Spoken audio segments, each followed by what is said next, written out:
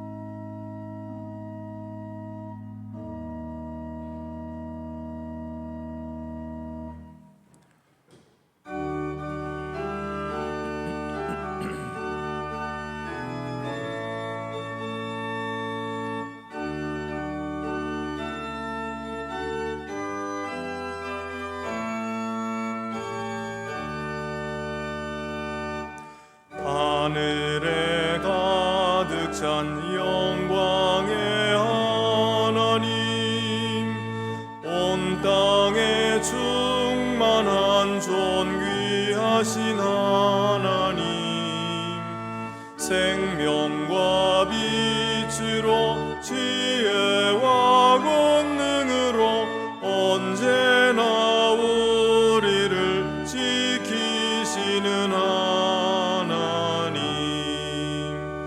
성부와 성자와 성령 삼위의 하나님, 우리 예배를 받아주시옵소서.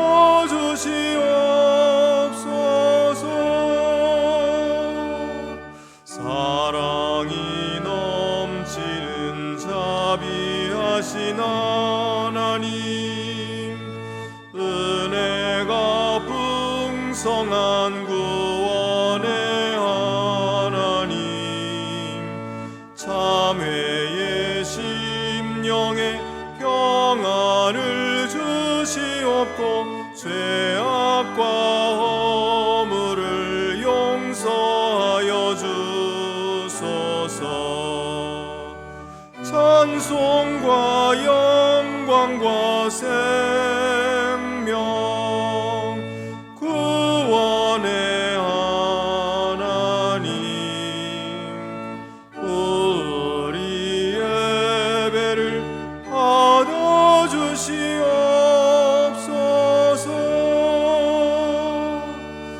연약한 심령을 굳게 세워주시고 우둔한 마음을 지혜롭게 하시고 주의 뜻 받들어 참되게 살아가며 주 말씀 따라서 용감하게 하소서. 권능과 지혜와 사랑,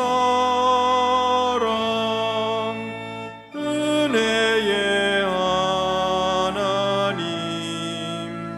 우리 예배를 받아주시옵소서.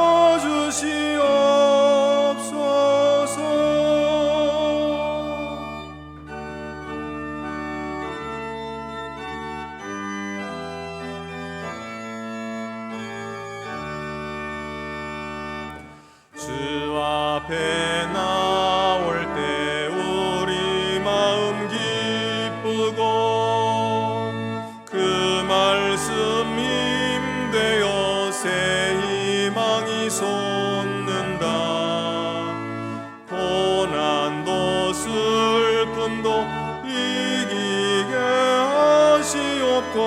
영원에 잇대어 살아가게 하소서. 우리의 자랑과 기쁨 생명의 하나님, 우리 예배를 받아주시옵소서.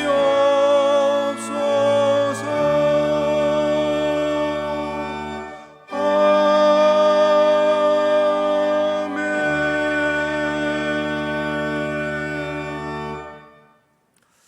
사랑이 많으시고 자비하신 하나님, 저희가 지은 죄와 허물을 용서해 주시옵소서. 하나님께서 주신 자녀들을 하나님의 뜻대로 가르치고 양육하지 못하고 세상적 가치로 그들을 판단하며 세상의 눈에 좋은 사람으로 만들기에 바빴습니다. 하나님의 자녀로 살게 하기보다 세상에서 성공한 사람을 만들려고 했습니다. 그러다가 결국 하나님이 우리 자녀들에게 주신 귀한 달란트와 열정들을 죽이고 파괴하는 잘못을 저지르게 되었사오니 저희의 오만과 무지를 용서하여 주시옵소서. 이제 어린 예수님을 믿음의 눈으로 보고 기뻐했던 시므온과 한나와 마리아와 같이 그 심령을 저희들에게도 주시옵소서.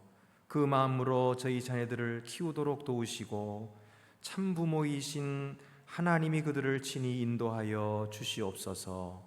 이 시간은 하나님과 나만이 아는 죄를 생각하며 묵묵히 참회의 기도를 계속합니다.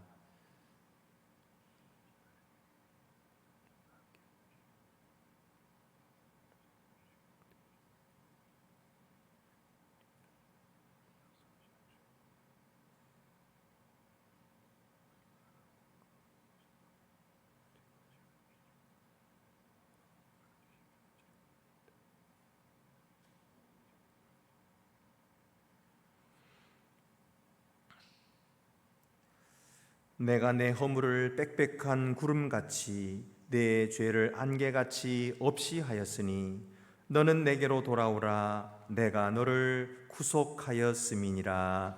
아멘.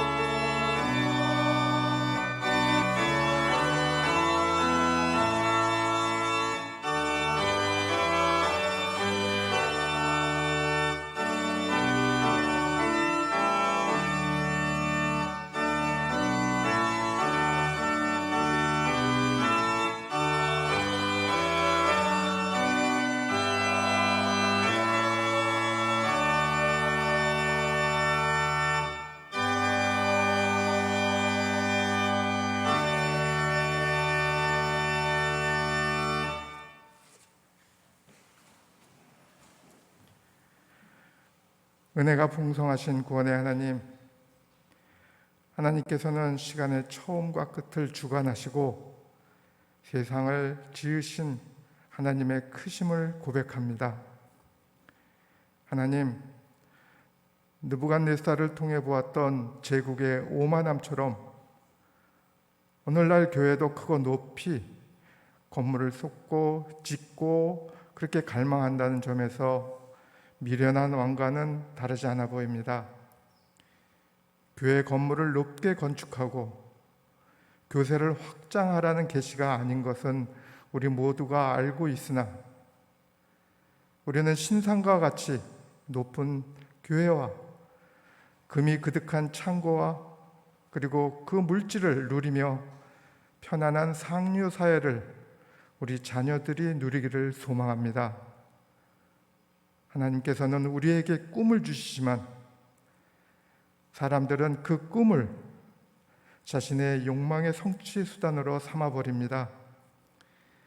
하나님, 우리의 연약함을 고백하오니 불쌍히 여겨주시옵소서. 하나님, 이삭의 성장은 기존 우물을 버리고 새로운 우물을 찾아 부단히 일어나는 것이었습니다.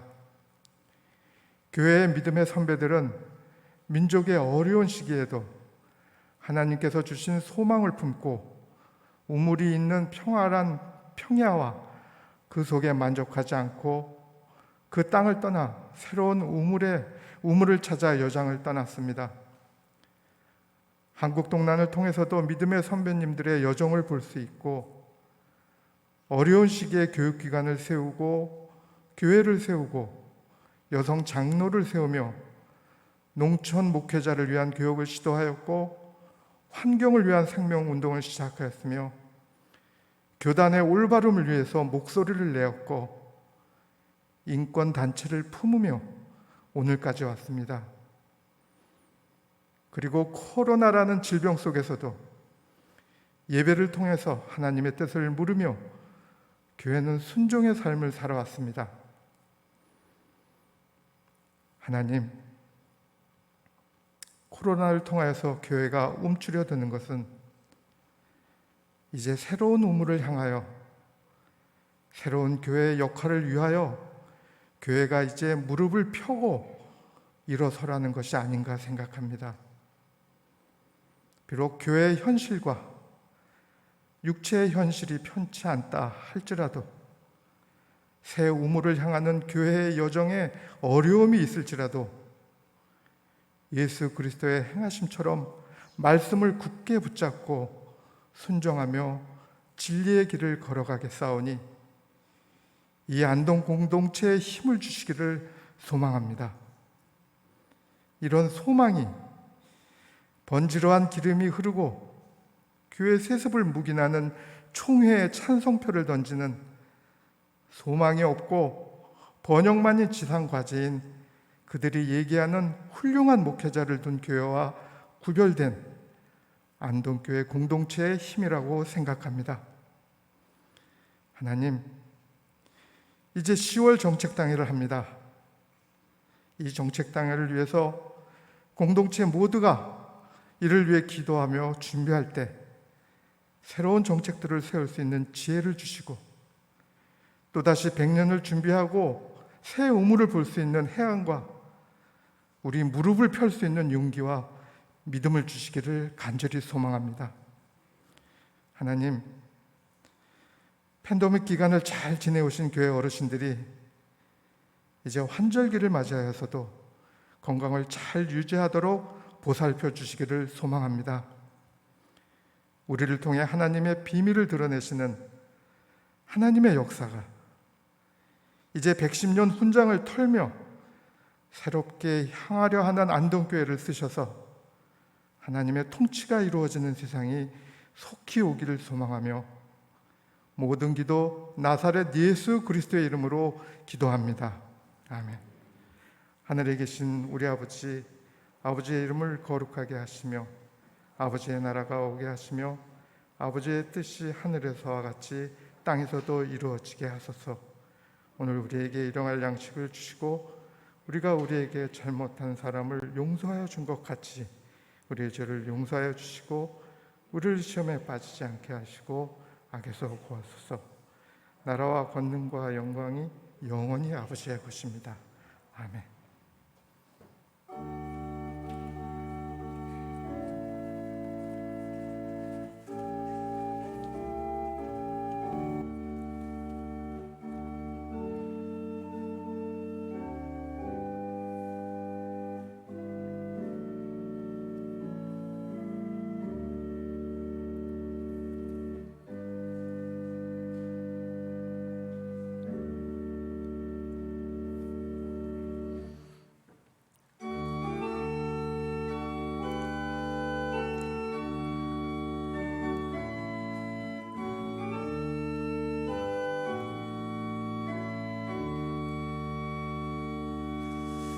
실로암 샘물가에 핀 한 송이인 백합, 한 떨기 향기 풍기는 샤론의 장미꽃, 평화의 길을 따르는 순진한 어린이 주님을 믿는 그 마음 거룩한 꽃이라 잔소리 매운 바람이 휘몰아쳐 오면 저 고운 백합장미도 시들 때 있으리.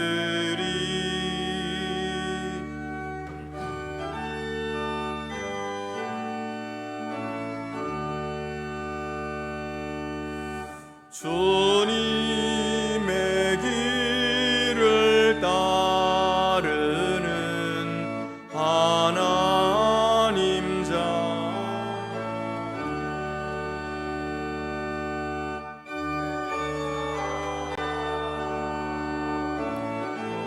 영원히 빛나게 살리라.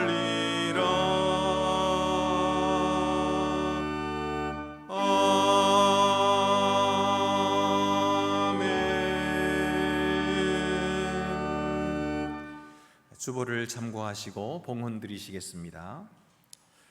주 우리 하나님께 감사함으로 예물을 드립시다.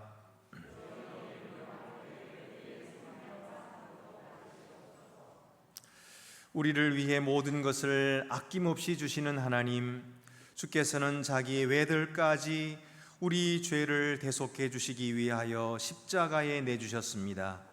그러나 저희는 주께 드리는 것이 너무나 적습니다. 세상살이가 어렵다는 핑계로 주께 드리기에 인색했고, 자신을 위해서는 후하게 사용하면서도 이웃을 위해서는 손을 펴기를 꺼려했습니다. 주여, 저희에게 주님의 마음을 주시옵소서. 주님처럼 저희도 하나님이 채워주심을 신뢰하고 넉넉히 구워주며 나누어 주어서 하나님이 주시는 풍성함을 더욱 맛보게 하여 주시옵소서. 사랑과 정성을 담아 이 예물을 드리오니 기쁘게 받으시옵고, 이 작은 예물도 주님의 이름의 영광이 되게 하여 주시옵소서. 우리 주 예수 그리스도의 이름으로 봉헌 기도 드립니다. 아멘. 모두 자리에 앉으시겠습니다.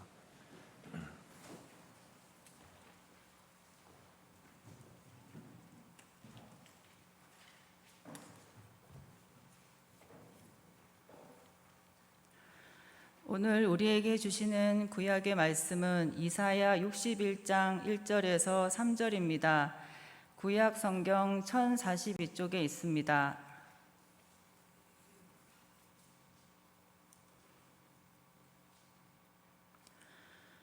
주 여호와의 영이 내게 내리셨으니 이는 여호와께서 내게 기름을 부으사 가난한 자에게 아름다운 소식을 전하게 하려 하심이라.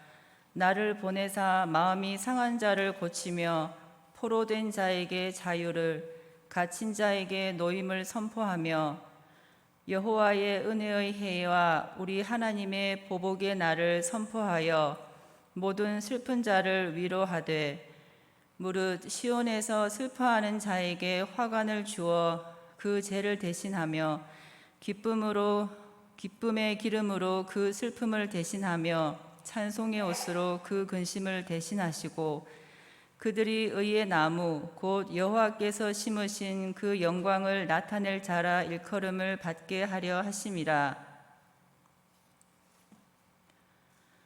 우리에게 주시는 신약의 말씀은 고린도후서 2장 14절에서 17절입니다. 신약 성경 288쪽에 있습니다.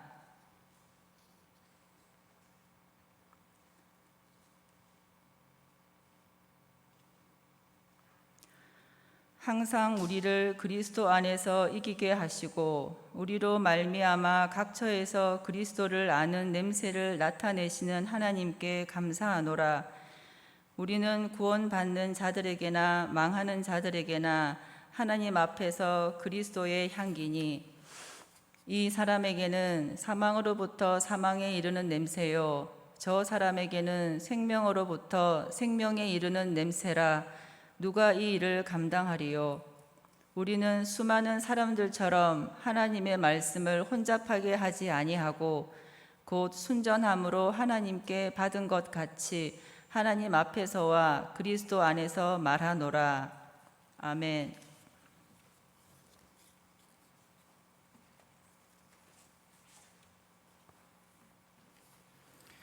우리에게 주시는 복음서 말씀은 누가복음 2장 22절에서 33절입니다. 신약 성경 90쪽에 있습니다. 모세의 법대로 정결 예식의 날이 차매 아기를 데리고 예루살렘에 올라가니 이는 주의 율법에 쓴 바 첫 해에 처음 난 난자의 주의 거룩한 자라 하리라 한 대로 아기를 주께 드리고 또 주의 율법에 말씀하신 대로 산비둘기 한 쌍이나 혹은 어린 집비둘기 둘로 제사하려 함이더라. 예루살렘에 시므온이라 하는 사람이 있으니 이 사람은 의롭고 경건하여 이스라엘의 위로를 기다리는 자라. 성령이 그 위에 계시더라. 그가 주의 그리스도를 보기 전에는 죽지 아니하리라 하는 성령의 지시를 받았더니 성령의 감동으로 성전에 들어가매 마침 부모가 율법의 관례대로 행하고자 하여 그 아기 예수를 데리고 오는지라. 시므온이 아기를 안고 하나님을 찬송하여 이르되 주제여 이제는 말씀하신 대로 종을 평안히 놓아주시는도다.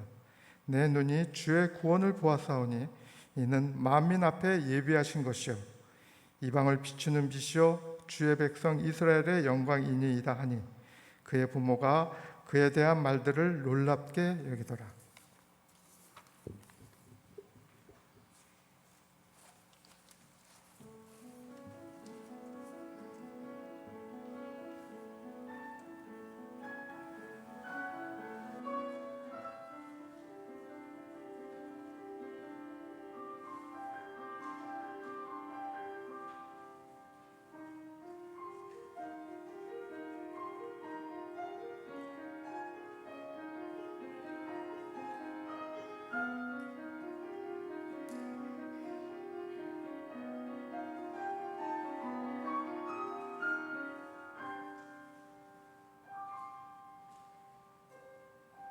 주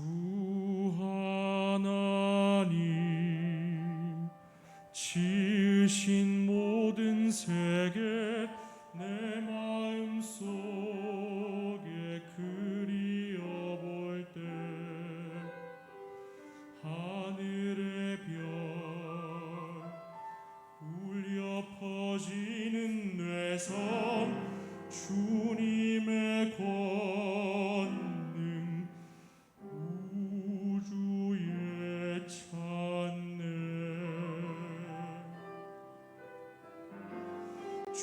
주님의 높고 위대하심을 내 영혼이 찬양하네.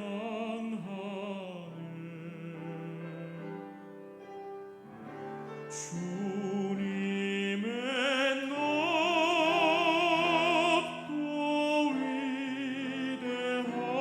위대하심을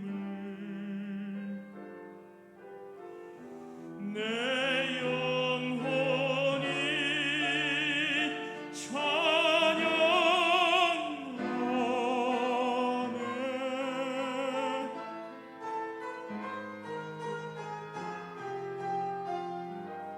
주 하나님 독생자 아낌없이 우리를 위해 보내주셨네. 십자가에 피 흘려 죽으신 주 내 모든 죄를 구원하셨네.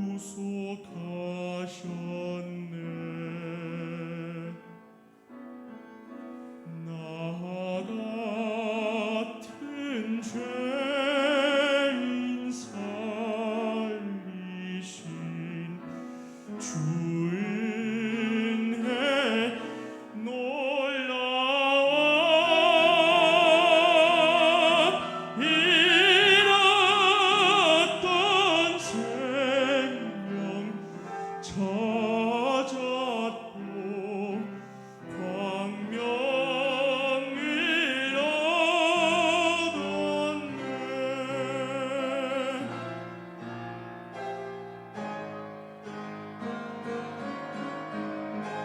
주님의 높고 위대하심을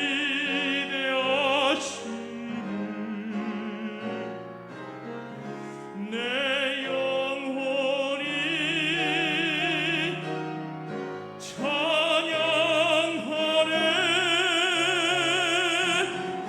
주님의 높고 위대하심을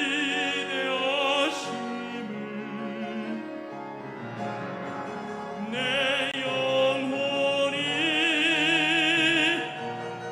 찬양하네. 내 영혼이 찬양하네.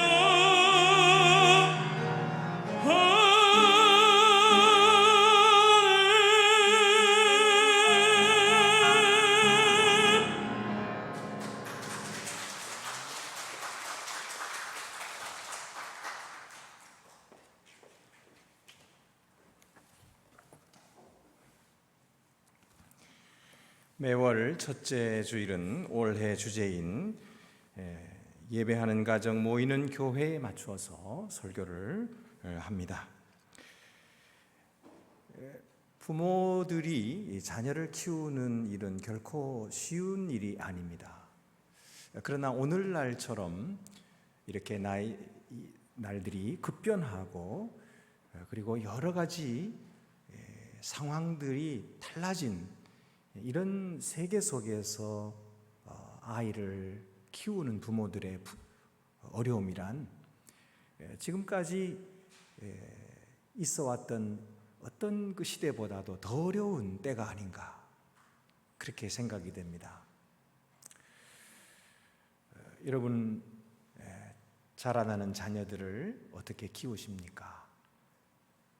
또 우리 내 손주들 그리고 또 우리 교회에서 자라나고 있는 어린 영혼들을 우리가 어떻게 키워야 할까요? 부모가 자녀에 대한 무관심하는 것도 문제이지만 자녀에게 과도한 기대를 거는 것도 문제입니다. 자녀에게 무관심해서 자녀가 필요하는 것을 채워주지 못하는 것도 문제지만은 오히려 자녀를 과도하게 보호해주거나 또는 자녀에게 비현실적인 기대를 거는 그것도 문제입니다.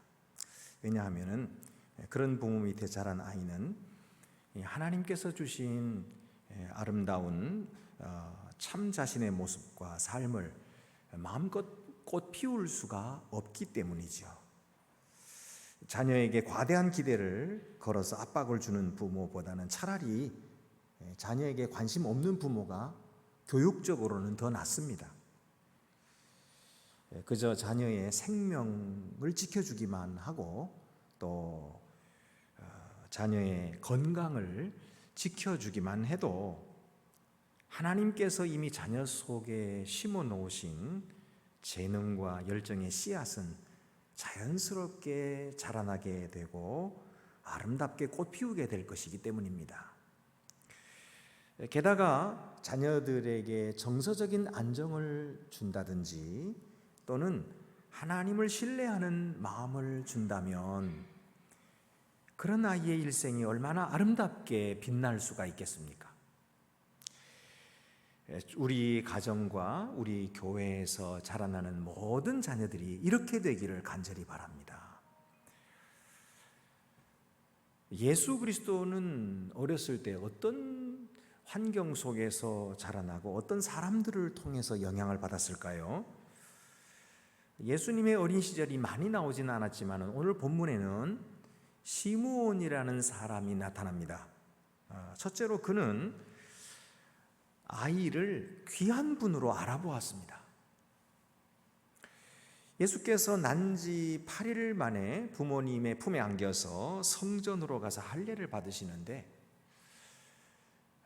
그 성전에 있던 이 시므온이라는 사람이 바로 예수, 그 마리아의 품에 안겨서 오는 이 예수를 보고 그가 누구인지를 알아보게 된 것입니다. 누가복음 2장 25절, 예루살렘에 시므온이라 하는 사람이 있으니 이 사람은 의롭고 경건하여 이스라엘의 위로를 기다리는 자라. 성령이 그 위에 계시더라. 의롭고 경건하다는 말은 하나님을 두려워하는 사람이라는 뜻입니다.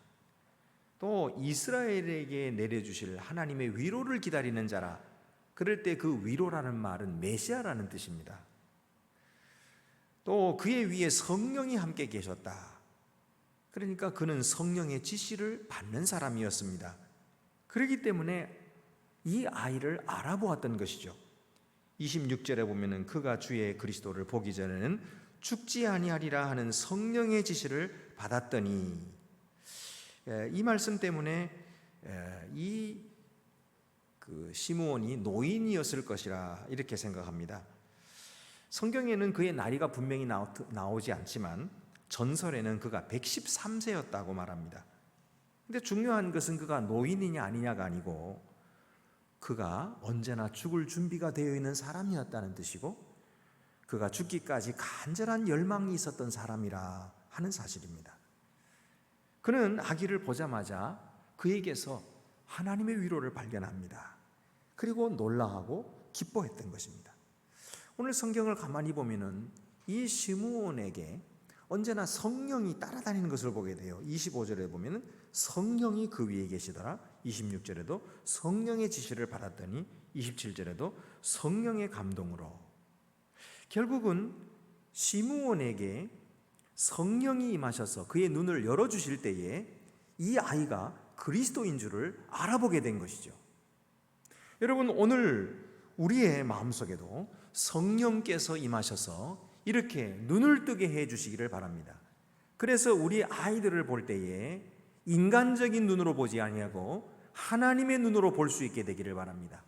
인간적인 기준으로, 인간적인 판단으로 우리 아이들을 판단할 때는 이 아이가 얼마나 키가 크냐, 이 아이가 얼마나 잘생겼느냐, 이 아이가 얼마나 똑똑하냐, 얼마나 공부를 잘하느냐, 이런 것을 가지고 아이를 판단하겠지만 성령이 우리에게 임하여서 하나님의 눈을 열어주면은 우리는 그런 것들이 별로 귀중한 것이 아니고 그것보다 훨씬 더 귀한 것이 있는데, 그것은 이 아이가 하나님의 자녀라는 사실을 깨닫게 될 줄로 믿습니다. 하나님의 자녀, 이것은 참으로 놀라운 것입니다. 하나님의 자녀인 줄 알아보지 못하는 부모는 자녀를 키울 자격이 없는 것이죠. 왜냐하면 하나님께서 그의 생명을 내셨고 하나님께서 그 아이를 그 가정에 맡기셨고 그 가정에 선물을 주시면서 이 아이를 잘 키우라고 부탁하셨는데, 하나님의 아이인 줄 알지 못하면 그 부모는 자격이 없는 것입니다. 그러나 여러분, 만약에 우리가 성령의 능력으로 우리의 눈이 열려서 이 우리의 아이가 하나님의 자녀인 줄을 알게 된다면 하나님께서 그에게 놀라운 계획을 세워주신 줄을 알게 될 것입니다. 그리고 그에게 참된 소망을 갖출 수 있게 될 것입니다. 시므온에게 내려주신 이 은혜가 우리 교회의 모든 부모와 조부모와 모든 어른들 여러분들에게 늘 함께 하시기를 바랍니다. 시므온이 성전에서 예수 그리스도를 보았을 때에 그의 기도가 응답된 것입니다. 그는 성령에 이끌림 받는 사람이었고 하나님 말씀을 배웠고 그리고 하나님의 뜻에 순종하는 사람이었기 때문에 바로 이 하나님의 구원을 보는 특권을 누릴 수가 있었던 것입니다. 사람이 죽기 전에 예수 그리스도를 본다는 것, 하나님의 구원을 본다는 것은 얼마나 귀한 일인지 모릅니다. 예수님을 본 시므온의 반응은 어떠했습니까? 28절부터 32절을 보면 시므온이 아기를 안고 이 부모에게서부터 그 아기를 받아가지고 그가 안았어요. 그리고 하나님을 찬송합니다. 주제여 이제는 말씀하신 대로 종을 평안히 놓아주시는도다.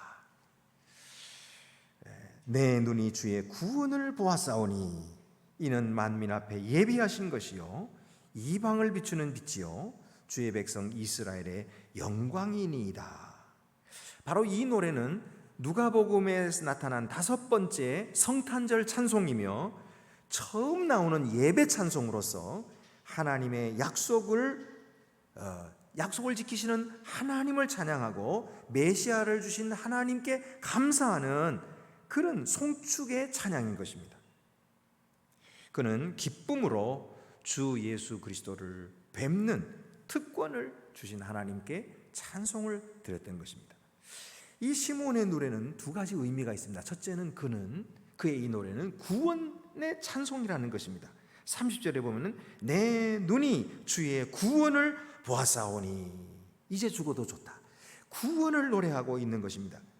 여러분, 세상 많은 사람들은 죽을까봐 두려워서 거짓말합니다. 죽을까봐 두려워서 죄를 짓습니다. 그리고 육신의 생명이 다할 때에 그 이 육신이 죽을까봐 두려워가지고 생명에 연연하고, 그리고 어떻게 하면 이 생명을 더 연장시킬까, 어떻게 하면 조금이라도 이 세상에서 더 살까 급급하고 안달하는, 이것이 세상 사람들입니다마는 우리 그리스도인들은 그렇지 않습니다. 죽어도 좋다라고 말하는 것이죠. 여기 시므온이 말하는 이제 주의 구원을 내 눈이 보았사오니, 말씀하신 대로 하나님께서 나를 놓아주시는도다. 이 놓아준다는 말은요, 감옥에서 풀려난다는 뜻이에요. 예수 믿는 사람들은 죽음을 감옥에서 풀려나는 것으로 고백할 수 있는 사람입니다. 배를 끌어서 항해를 하게 한다든지, 텐트를 걷는다든지, 짐승에게 지은 멍에를 풀어준다는 뜻이에요. 이것이 믿는 사람들이 이해하는 죽음입니다. 여러분, 하나님의 사람들은 죽음을 두려워하지 않습니다. 오히려 죽음은 우리의 육신의 속박에서부터 우리를 벗어나게 하고 자유케 하는 것이고, 그리고 이 세상에서부터 저 세상 영원한 하나님의 나라, 영광의 나라로 나를 인도해 주시는 것이기 때문에 죽음을 두려워하기보다 오히려 죽음을 환영하는 것이죠. 죽음 앞에서 하나님 손에 내 생명을 맡기는 그런 담대한 믿음과 확신이 바로 그리스도인의 모습인 거죠. 또한 이 시므온의 노래는 선교적인 찬송입니다. 성전에 서 있는 경건한 유대인으로서 그에게서 이런 찬송을 듣는다고 하는 것은 아주 비범한 일입니다. 그는 유대인이지만은 지금 이방인에게로 나가는 위대한 구원을 본 것입니다. 예수 그리스도께서는 이스라엘의 영광을 회복시키시는 분이시지만은 뿐만 아니라 그 빛을 이방인들에게 비추어서 모든 사람들, 만민들이 구원을 받게 하시는 분이십니다 라고 고백하며 노래하고 있기 때문이에요. 온 세계를 위한 그리스도의 열정, 이것이 바로 누가복음의 중요한 주제가 되고 있습니다. 여러분, 우리 자녀들은 하나님께서 이처럼 큰 인물 되게 하실 것입니다. 우리 자녀들을 하나님께서는 온 세계를 구원하는 그런 일꾼들로 삼아 주실 것입니다. 여러분, 우리 대한민국은 앞으로 세계를 영적으로 그리고 정신적으로 인도하게 될 것입니다.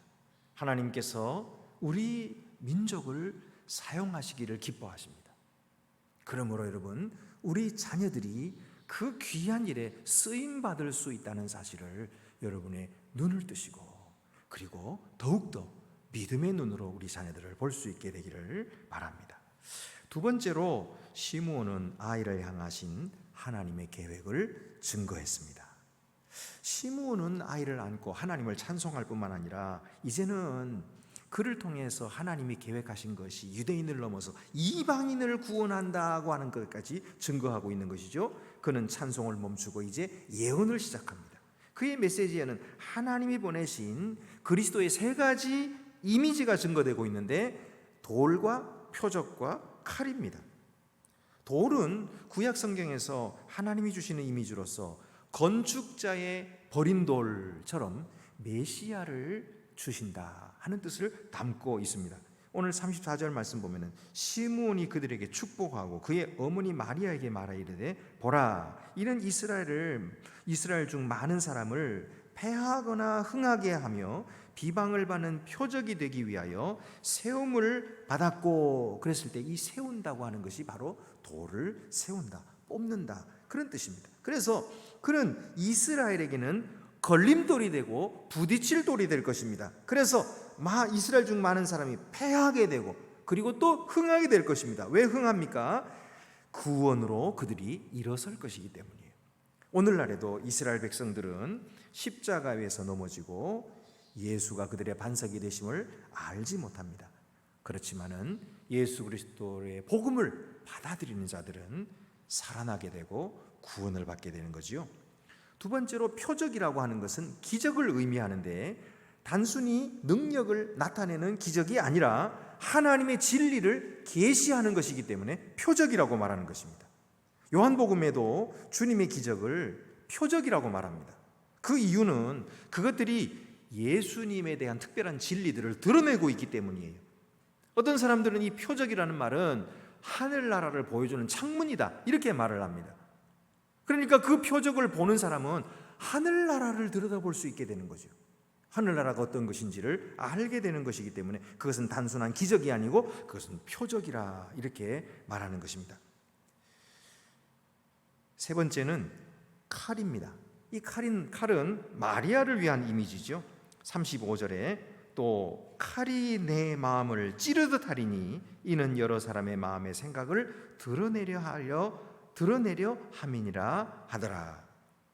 마리아는 이 메시아의 어머니로서 메시아가 당하는 많은 고통으로 인하여 그가 고통당하고 슬픔을 당할 것입니다.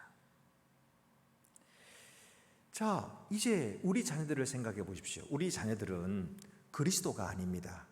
그러나 하나님의 자녀이며 그리스도를 닮아가는 자들입니다. 하나님께서 우리 자녀들을 위해서 놀라운 계획을 가지고 계십니다. 이 계획을 볼 줄 아는 부모라야 자녀를 키울 자격이 있는 거죠. 우리 자녀들을 세상의 기준대로 보지 마시고 세상의 기준에 맞게 키우려고도 하지 마시고 또 내가 원하는 사람으로 만들려고 해서도 안 됩니다. 왜냐하면 그들은 우리 자녀이기도 하지만 동시에 하나님의 자녀이기 때문입니다. 여러분, 우리 부모들이 자녀를 키우는데 굉장히 책임감이 커요. 자녀들이 자라나가지고 무슨 밖에 나가지고 문제를 일으키면은 내 아비가 누구냐, 내 어미가 누구냐 그러면서 아버지 어머니 욕하게 될 것 같으니까 욕먹지 않으려고 자녀에게 대해서 책임감을 가지고 열심히 키우느라고 아주 힘들어합니다. 그런데 여러분, 우리가 자녀에 대해서 책임진 것은 사실이지만 그 책임이 무한대의 책임일까요? 그렇지는 않습니다. 왜냐하면 그들은 우리의 자녀이기도 하지만 근본적으로는 하나님의 자녀요. 하나님께서 그들을 책임져 주시기 때문이에요. 그러므로 여러분, 우리가 그들의 삶의 전체를 책임지려고 하지 마세요. 우리 자녀들 가운데 교회를 잘 안 나오는 자녀들이 있습니다. 믿기는 하는데 전혀 교회를 안 나와요. 유아 세례도 받았어요. 그런데 전혀 교회를 안 나오고 저 교회와는 전혀 멀리서 살아가고 있는 그런 자녀들이 있지요. 그런 자녀들을 위해서 우리 부모들이 또 우리 할아버지 할머니들이 얼마나 애를 태우고 그들에게 전도하고 있는지를 저는 잘 알고 있습니다. 여러분의 기도에 대해서 하나님께서 응답하실 것입니다. 그러나 여러분, 절대로 그런 자녀들을 움직이고 잡아 비틀어서 변화시키려고 하지 마세요. 그것은 남의 운전대를 내가 붙잡고 흔들려고 하는 것과 똑같습니다. 나에게는 내 인생이 있는 것처럼 우리 자녀에게는 자녀의 인생이 있는 것입니다.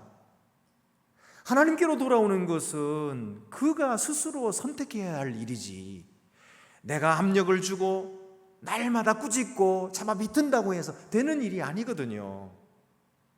그런데 내 욕심 때문에 또는 내 명예 때문에 내가 믿음이 좋은 사람이라고 하는 말을 계속해서 듣고 싶기 때문에 어쩌면은 내 자녀를, 내 손주를 억지로 교회에 데리고 오려고 애를 쓰고 있는지도 모릅니다. 여러분, 만약에 그렇다면 그것은 좋은 태도가 아니고 그것은 자녀들을 하나님께로 온전히 인도할 수가 없어요. 제 딸이 지금은 장성했습니다만 한 번은 그런 고백을 하더라고요. 자기가 상처받은 고백을 해요. 주일학교에 갔는데 이제 선생님이 성경에 대한 질문을 했다는 거예요. 아는 사람. 그러니까 다른 아이들이 다 몰랐어요. 얘도 잘 몰랐어요. 그런데 선생님이 자기를 지적하면서 너는 목사님 딸이면서 그걸 모르냐? 그랬대요. 이게 그 아이의 마음에 상처가 된 거예요. 아니, 그 전에는 자기가 아는 거를 대답도 했다는 거예요. 다른 애들 모르는 대답을 했는데 그때는 칭찬도 안 했어요. 너는 목사 딸이니까 당연히 알지. 그러면서 칭찬도 안 하고 넘어가고, 이건 또 목사 딸이라는 이유 때문에 괜히 또 남들보다 더 혼나는 거예요. 그래가지고 마음에 상처를 받았어요. 그래서 제가 그 얘기를 듣고서는 괜찮아. 목사는 내가 목사지 네가 목사냐? 그렇게 얘기를 해줬습니다.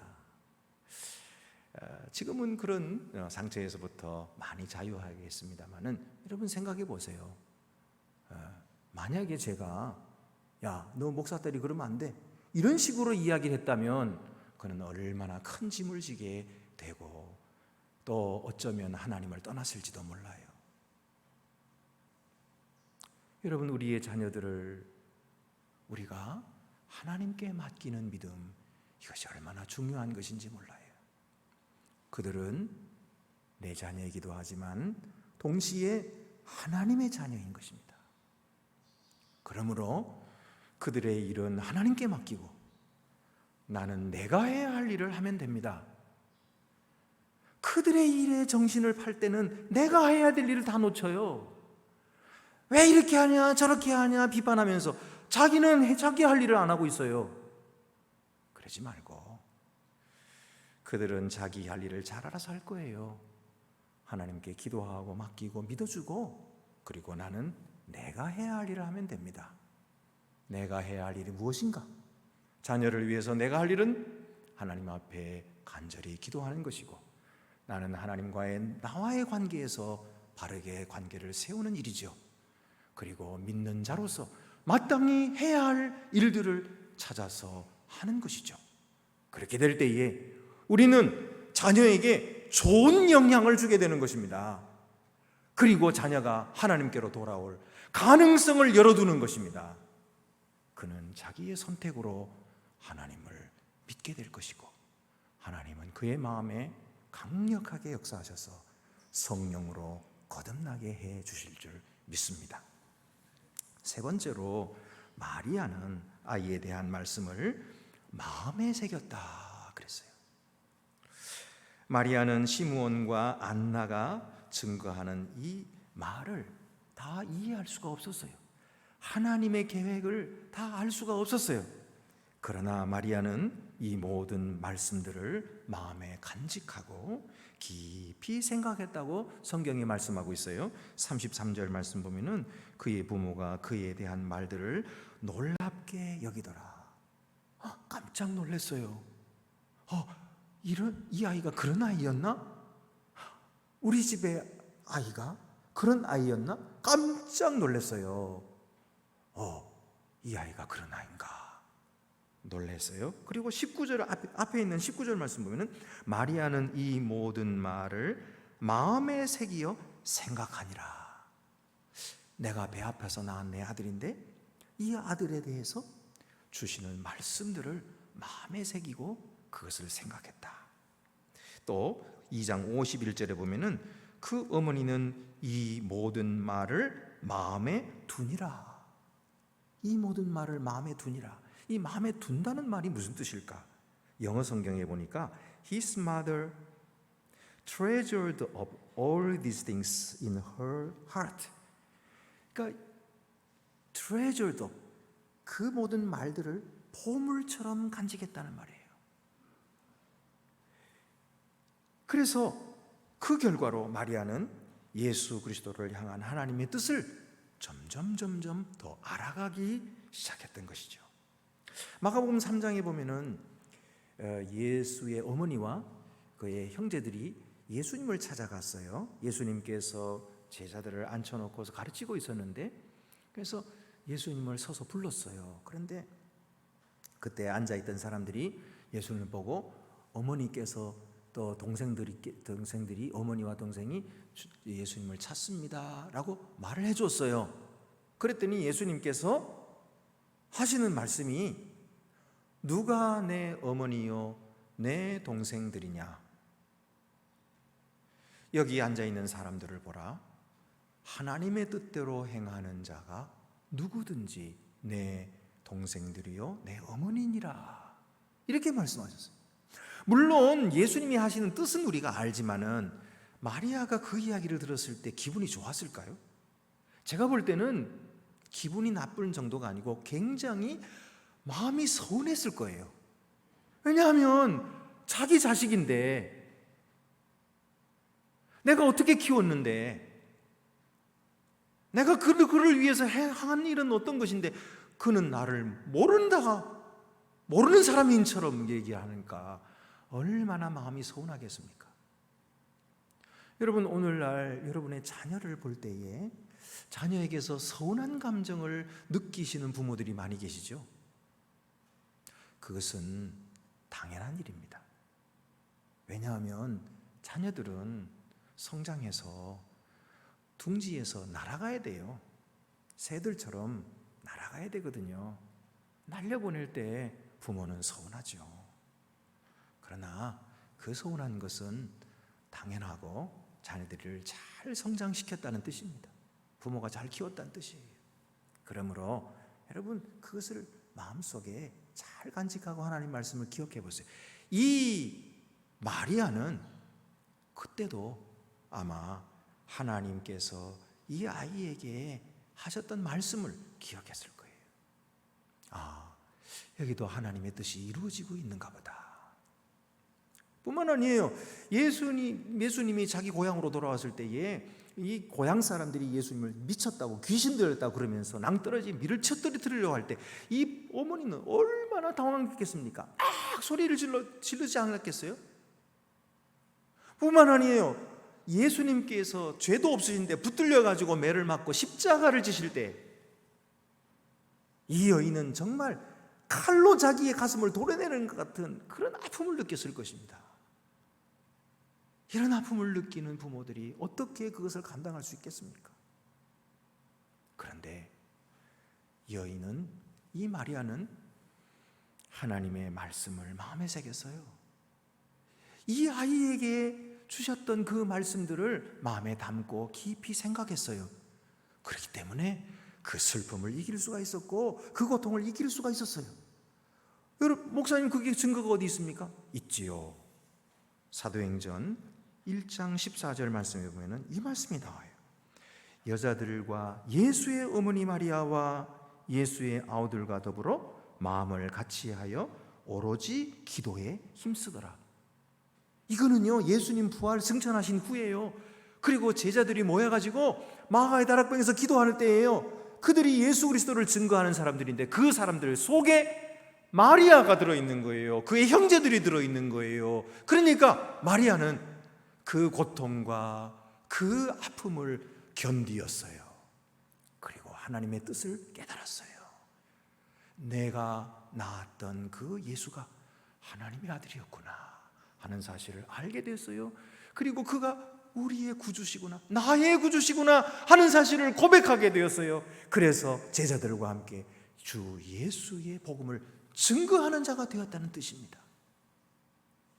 여러분, 오늘 부모들에게 하나님께서 크신 은혜를 베풀어 주셔서 우리 자녀들을 알아볼 수 있는 눈을 성령으로 열어주시기를 간절히 바랍니다. 또한 우리 자녀들에게 세워주신 하나님의 예언의 말씀들을 듣도록 해주시기를 간절히 바랍니다. 그리하여서 우리가 세상적인 눈으로만 우리 아이들을 보는 것이 아니라 이제 하나님의 눈으로 이 아이들을 바라보고 이 아이들이 얼마나 소중하며 값진 존재들인지, 하나님께서 그를 얼마나 기뻐하시는지를 볼 줄 알고, 그리고 그 아이들의 결과를 미리 내다볼 줄 아는 그런 믿음의 사람들이 되시기를 바랍니다. 그렇게 될 때에 우리 자녀들은 행복하게 자라게 될 거예요. 하나님께서 그 속에 뿌려놓으신 아름다운 재능의 씨앗들이, 그리고 그들의 사명의 씨앗들이 자유롭게 펼쳐져서 아름다운 꽃들로 피어나게 될 줄로 믿습니다. 가난한 벽돌공의 아이로 태어난 12살, 그 아이는 12살 이후로는요 정규 교육을 받지 못했어요. 14살에 아버지가 돌아가신 후에 이 아이는 상점의 점원으로 일했습니다. 그런데 이 아이가 얼마나 정직했던지 그 상점에 오는 사람들에게 그 물건들이 좋은 점 나쁜 점을 다 얘기해 주는 거예요. 솔직하게 다 얘기해 주는 거예요. 그래서 이 주인이 보고서는 아이를 불렀어요. 야, 너 그렇게 하면 우리 상점 망해. 다 좋은 거라고 얘기를 해야지. 나쁜 거도 나쁘다고 얘기하면 어떡하니? 이제부터는 다 좋은 거라고 얘기해. 그랬더니 이 아이가 하는 말이, 아저씨, 주인 아저씨, 이 어떻게 거짓말을 해요? 그리고 두고 보세요. 이 사람들이요 더 많이 올 거예요. 이런 얘기를 하는 거예요. 그런데 아니나 다를까, 그 상점의 그 점원이 솔직하고, 그리고 가격이 정직하고, 그리고 물건 관리를 잘한다는 이야기를 듣고서는 사람들이 막 몰려드는 거예요. 그래서 그 상점이 점점점 잘 됐어요. 나중에 이 아이가 26세가 되었을 때에 주인이 세상을 떠나면서 그 상점을, 그 가게를 이 아이에게 넘겨주었어요. 그래서 그것을 발판으로 해가지고 이 사람은 남성용 의류 상점을 개설해서 31세에 백화점을 세우게 되는데, 필라델피아와 뉴욕에 백화점을 세워서 백화점 왕이 되었습니다.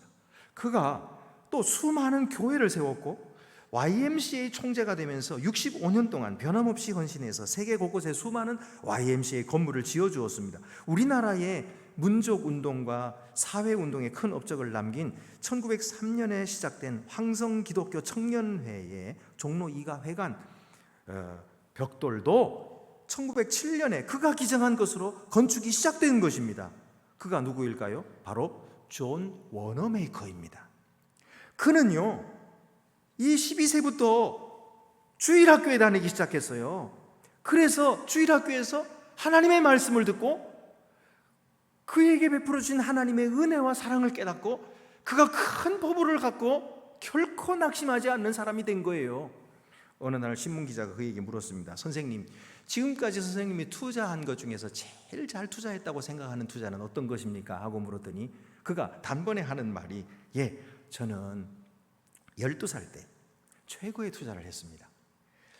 이불 75전짜리 성경을 산 것이죠. 그것 때문에 제 인생이 바뀌었습니다.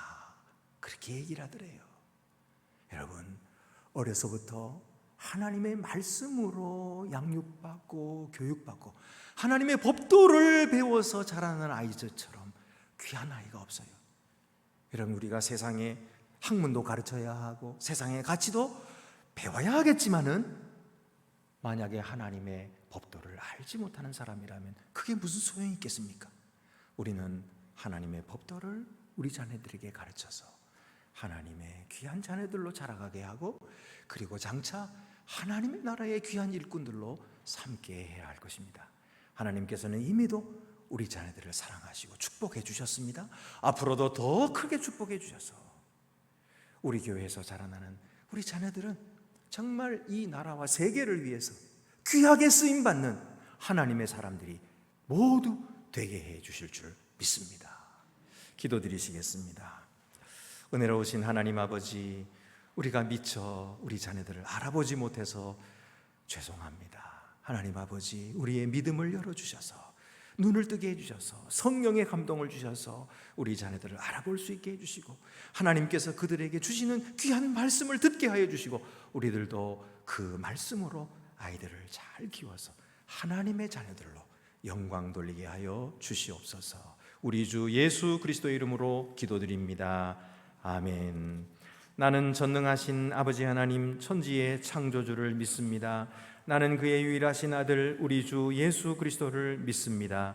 그는 성령으로 잉태되어 동정녀 마리아에게서 나시고 본디오 빌라도에게 고난을 받아 십자가에 못 박혀 죽으시고 장사된 지 사흘 만에 죽은 자 가운데서 다시 살아나셨으며 하늘에 오르시어 전능하신 아버지 하나님 우편에 앉아 계시다가 거기로부터 살아있는 자와 죽은 자를 심판하러 오십니다.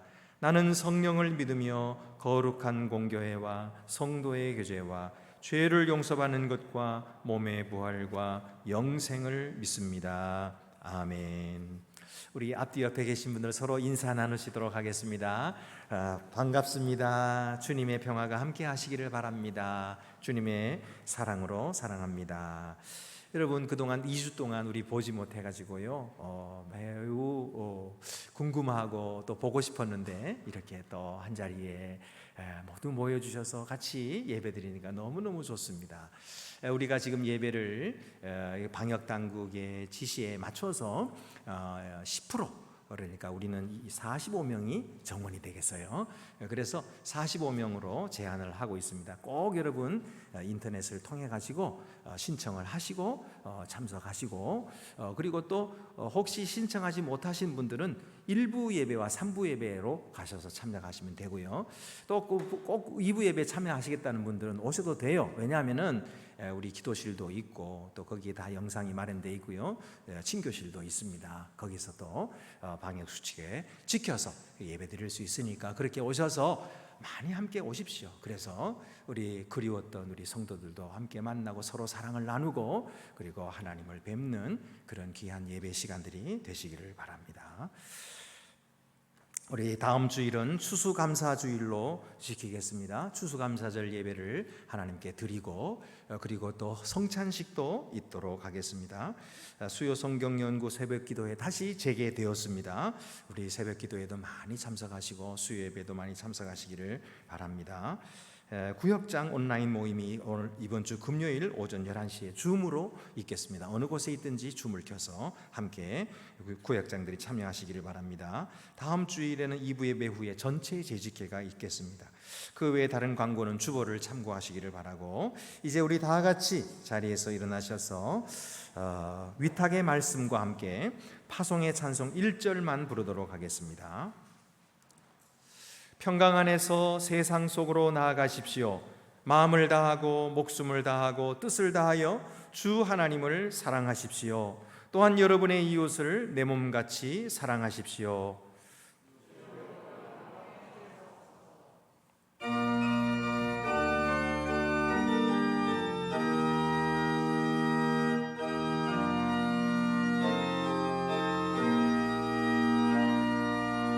주님의 평화가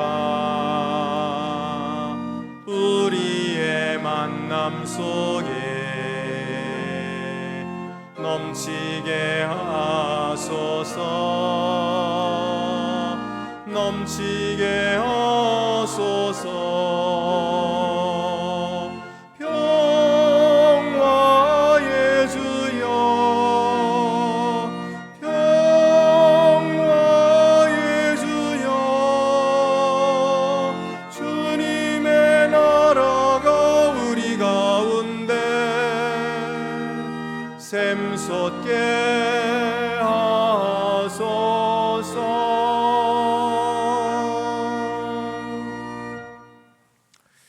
이제는 무능하고 연약한 아기로 세상에 오셔서 십자가를 지시기까지 우리를 섬겨주신 주 예수 그리스도의 은혜와 독생자도 아낌없이 우리에게 내어주신 아버지 하나님의 크신 사랑과 성령의 감동 감화 충만케 하심이 하나님의 자녀들을 맡아서 주의 법도로 가르쳐 일꾼 삼는 일에 부름받아 충성을 다하는 주님의 거룩하신 종들 위에 이제와 영원히 함께 하옵시기를 간절히 축원하옵나이다. 아멘.